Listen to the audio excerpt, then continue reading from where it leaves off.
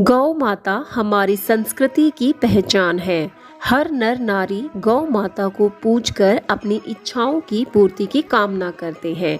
प्राचीन समय में जब देवता और असुर ने समुद्र मंथन किया था तो उसी से 14 रत्नों की प्राप्ति हुई थी, जिसमें से एक रत्न गौ माता ही थी।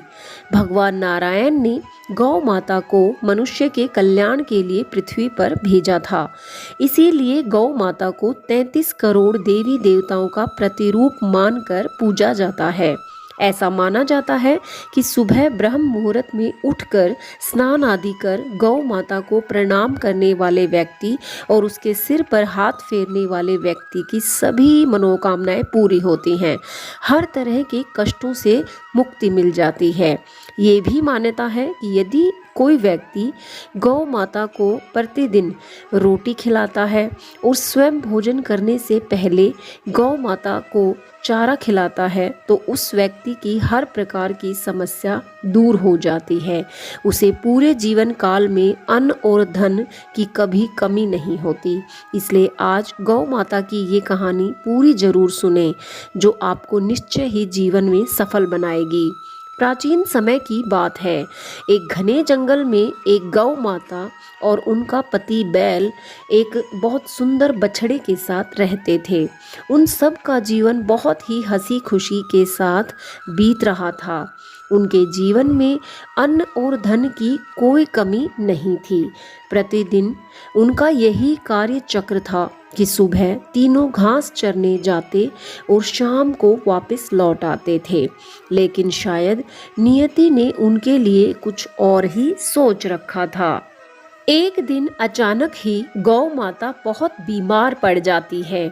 उसका पति और बछड़ा दोनों ही बहुत चिंतित हो जाते हैं कि यदि गाय को कुछ हो गया तो हमारा क्या होगा, हम कैसे जिएंगे। बछड़ा भी यही सोचने लगा कि माँ के बाद मेरा लालन पालन कौन करेगा। ये सोचकर वे दोनों बहुत व्याकुल हो जाते हैं।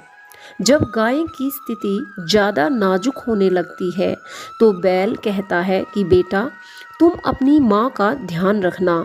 मैं किसी अच्छे वैद्य को बुला कर लाता हूँ जो तुम्हारी माँ को बिल्कुल स्वस्थ कर देगा।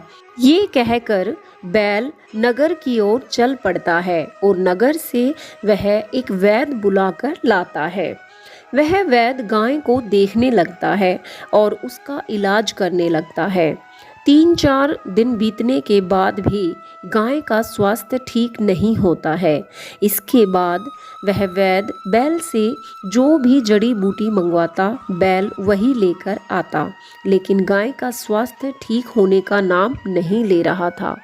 कई दिन बीत जाने पर वैद्य बैल से कहता है कि सारे प्रयास करने के बाद भी कोई परिणाम नहीं आ रहा है। तब बैल कहता है कि कोई तो ऐसा रास्ता बताएं कि मैं सब कुछ करने को तैयार हूँ। इस पर वैद्य कहता है कि जो उपाय मैं तुम्हें बताऊंगा वो करने के बाद गाय 100% ठीक हो जाएगी। वैद्य कहता है कि हे बैल, इस जंगल से मीलों दूर एक राज्य है जहाँ एक बड़ा संगीतकार रहता है। यदि यहाँ से कोई भी जाकर उस संगीतकार से उस संगीत को सीख कर आ जाए और इस गाय माता को सुना दे तो ये गाय बिल्कुल स्वस्थ हो जाएगी और मृत्यु का भोग नहीं बनेगी। इसके बाद बैल सोचने लगता है कि यदि मैं वहां जाने की सोचूं तो मुझे कम से कम 3-4 दिन तो लग ही जाएंगे और तब तक बहुत देर हो जाएगी।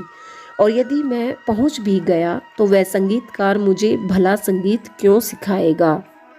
और यदि मैं उस संगीतकार को यहाँ आने के लिए कहूँगा तो हो सकता है वो यहाँ आए भी और ना भी आए। इसके बाद जंगल के सभी पक्षी और जानवर जब गाय का हाल चाल पूछने आते तो बैल सभी से यही बात बताता कि संगीतकार के पास आखिर किसे भेजें। यदि आप में से कोई ये काम कर दे तो मेरी पत्नी की जान बच सकती है। लेकिन कोई भी बैल की मदद नहीं कर पाता है। तभी एक कोयल पेड़ की टहनी पर बैठी इस पूरे प्रकरण को देख रही होती है। तब वह अपने घोंसले में जाकर अपने पति से पूछती है कि हे पति परमेश्वर, क्या मैं उस गाय के लिए वह संगीत नहीं सीख सकती? हो सकता है मैं गाय का जीवन बचा पाऊं। तभी कोयल का पति कहता है कि तुम बिल्कुल मूर्ख हो, हमारे छोटे छोटे बच्चे हैं, यदि तुम संगीत सीखने चली जाओगी तो इनको कौन पालेगा, इनका भोजन कौन बनाएगा? तभी कोयल चुप हो जाती है और रात्रि होने का इंतजार करती है। जब अंधेरा हो जाता है तब वह मीलों दूर का सफ़र तय करके उस संगीतकार तक पहुंच जाती है और कहती है कि मैं एक गाय माता के प्राणों की रक्षा हेतु यहाँ संगीत सीखने आई हूँ। वह उस संगीतकार को पूरी कहानी बता देती है और कहती है कि यदि आप मुझे संगीत सिखा दोगे तो शायद मैं उस गाय माता के प्राण बचाने का सौभाग्य पा सकूं, क्योंकि वह गाय कलयुग के कल्याण के लिए ही आई है, उसका जन्म ही कल्याण के लिए हुआ है।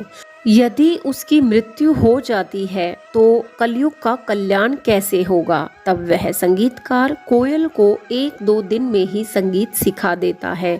तब कोयल वापस जंगल की ओर आती है। सबसे पहले वह कोयल अपने पति और बच्चों के पास जाती है। इस पर कोयल का पति कहता है कि आखिर तुम कहाँ चली गई थी? तुम्हें अपने बच्चों की याद तक नहीं आई थी? कहीं तुम चरित्रहीन तो नहीं हो? यह सुनकर कोयल परेशान हो जाती है और कहती है कि नहीं पति परमेश्वर, मैं तो उस संगीतकार के पास संगीत सीखने गई थी ताकि मैं इस गाय माता की जान बचा सकूं। उसके बाद कोयल उस वैद्य के पास जाकर बताती है कि मैं उस नगर में जाकर संगीत सीख कर आई हूँ। ये सुनकर बैल और अन्य सभी बहुत प्रसन्न हो जाते हैं। तभी वैद्य कहता है कि तुम इस गाय के कानों के पास जाकर बैठ जाओ और धीरे धीरे तुम्हारे संगीत को उसे सुना दो। तभी कोयल ऐसा ही करती है और अब प्रतिदिन कोयल ऐसा ही करने लग जाती है और गाय को संगीत सुनाती है। इस तरह धीरे धीरे गाय स्वस्थ होने लगती है और 1-2 महीने बाद गाय फिर से स्वस्थ हो जाती है। कोयल के संगीत के कारण गाय मंत्रमुग्ध हो जाती है और अपनी बीमारी से दूर होती चली गई थी। ऐसा ही संगीत का जादू होता है।